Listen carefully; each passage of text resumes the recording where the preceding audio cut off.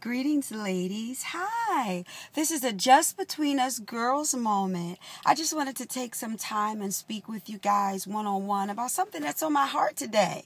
I was watching the Dr. Oz show this morning, and there was a young lady who wrote a book called The Thigh Gap Diet. Yes, this is actually a diet where young ladies are literally starving themselves to get this big gap in between their thighs. Their goal is to have these extra small, tiny, thin, frail-looking thighs and have a big gap in between your legs.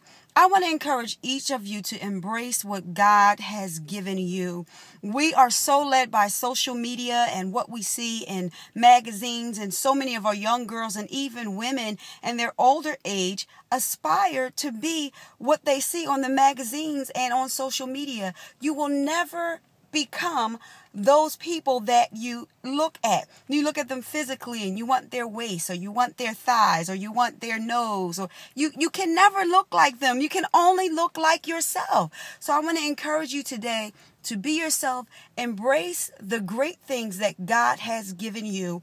We all have different types of body frames. Some are thinner, some are more fuller figured. You have more curves. Whatever it is, rock what God gave you. There is only one you. We have to start a movement here. We have to train and teach our young girls to love themselves as they are and not try to be anyone else. Love yourself. I love my curves. What about you? Have a great day.